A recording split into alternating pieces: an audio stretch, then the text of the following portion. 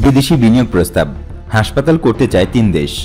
চীন, তুরস্ক ও সৌদি আরবের কাছ থেকে আলাদাভাবে হাসপাতাল তৈরির প্রস্তাব এসেছে করোনাকালে। ৩টি প্রস্তাবই বিবেচনাধীন।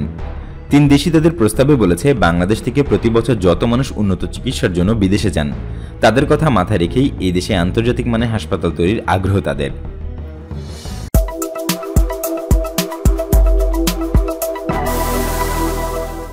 সিঙ্গাপুরের মাউন্ট এলিজাবেথ ও থাইল্যান্ডের বামরুনগ্রাদ হাসপাতালের আদলে বাংলাদেশে আন্তর্জাতিক মানের হাসপাতাল তৈরি করতে চায় ৩ দেশ।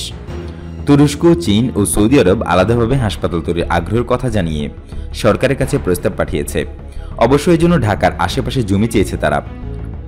ঢাকার আশেপাশে জমি না পেলে বিভাগীয় শহর ও জেলা শহরও যেতে রাজি আছে চীন, তবে জমির নিশ্চয়তা চায় দেশটি। কিন্তু তুরস্ক ও সৌদি আরব ঢাকার আশেপাশে জায়গা চেয়েছে। ৩ দেশ আলাদাভাবে হাসপাতাল তৈরির আগ্রহ দেখালেও শেষ পর্যন্ত কয়টা হাসপাতাল হবে সেটি এখনও নিশ্চিত হয়নি। আবার বাংলাদেশ ৩ দেশকে হাসপাতাল করার জায়গা দেবে কিনা বা দিতে পারবে কিনা সেটিও নিশ্চিত হয়নি। তবে ৩ দেশই তাদের প্রস্তাবে বলেছে, বাংলাদেশ থেকে প্রতি বছর যত মানুষ উন্নত চিকিৎসার জন্য বিদেশে যান, তাদের কথা মাথায় রেখে এদেশে আন্তর্জাতিক মানের হাসপাতাল তৈরির আগ্রহ দেখিয়েছে ৩ দেশ। করোনার সময় দেশগুলোর পক্ষ থেকে সরকারের কাছে এই প্রস্তাব পাঠানো হয়। স্বাস্থ্য মন্ত্রণালয় ও বাংলাদেশ বিনিয়োগ উন্নয়ন কর্তৃপক্ষ বা বিডা কর্মকর্তাদের সঙ্গে কথা বলে এইসব তথ্য জানা গেছে। সংশ্লিষ্ট ব্যক্তিরা বলছেন, ৩ দেশের হাসপাতাল করার প্রস্তাব নিয়েই এখন যাচাই বাছাই চলছে। জানতে চাইলে বিডার নির্বাহী চেয়ারম্যান সিরাজুল ইসলাম বলেন, তুরস্কের সঙ্গে বাংলাদেশের সম্পর্ক দীর্ঘদিনের। দেশটি বাংলাদেশের সঙ্গে দ্বিপক্ষীয় সম্পর্ক আরও জোরদার করতে চায়। তারই ধারাবাহিকতায় একটি হাসপাতাল তৈরির আগ্রহ দেখিয়েছে। আর সৌদি আরবের ইঞ্জিনিয়ারিং ডাইমেনশন ও চীনের চায়না মেশিনারি ইঞ্জিনিয়ারিং কর্পোরেশন বা সিএমইসি আলাদাভাবে হাসপাতাল করার প্রস্তাব দিয়েছে।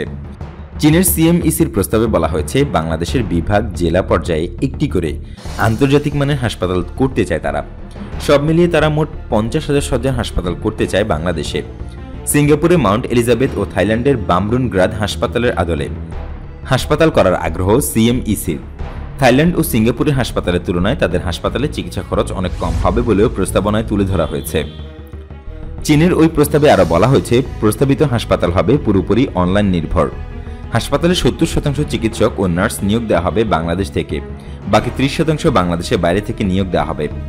চিকিৎসক, নার্স ও টেকনিশিয়ানদের প্রশিক্ষণে গড়ে তোলা হবে প্রশিক্ষণ ইনস্টিটিউট।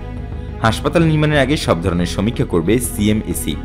তাদের মতে, বাংলাদেশের স্বাস্থ্য খাতে নতুন বিনিয়োগের যথেষ্ট সুযোগ রয়েছে। আন্তর্জাতিক মানের হাসপাতাল তৈরি হলে চিকিৎসার জন্য বাংলাদেশ থেকে বাইরে যাওয়ার প্রবণতা কমে আসবে বলেও মনে করেন সিএমইসি। সিএমইসির এই প্রস্তাব নিয়ে গত ২০ অক্টোবর সচিবালয়ে এক আন্তঃমন্ত্রণালয় সভা অনুষ্ঠিত হয়। সেখানে প্রতিষ্ঠানটির প্রস্তাব নিয়ে বিস্তারিত আলোচনা হয়। জানতে চাইলে স্বাস্থ্য ও পরিবার কল্যাণ মন্ত্রণালয়ের স্বাস্থ্যসেবা বিভাগের অতিরিক্ত সচিব সাইদুর রহমান জানান, চীনের সিএমইসির প্রস্তাব নিয়ে আমরা আলোচনা করেছি। সেটি নিয়ে আমাদের আরও পরীক্ষা নিরীক্ষার দরকার আছে। আমরা তাদের কাছ থেকে আরও বিস্তারিত তথ্য নেব। এদিকে সম্প্রতি রাজধানীর শেরেবাংলা নগরের এনএসি সম্মেলন কক্ষে এক অনুষ্ঠানে প্রধানমন্ত্রীর মুখ্য সচিব আহমদ কায়কাউস বলেন, চিকিৎসা খাতে প্রতি বছর দেশ থেকে প্রায় ৩০,০০০ কোটি টাকার মতো বিদেশে চলে যাচ্ছে। বাংলাদেশের চিকিৎসা সেবা ভালো হলে এই টাকা দেশেই থাকত।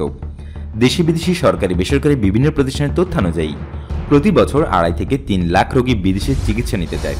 এর মধ্যে বড় অংশই যায় ভারতে।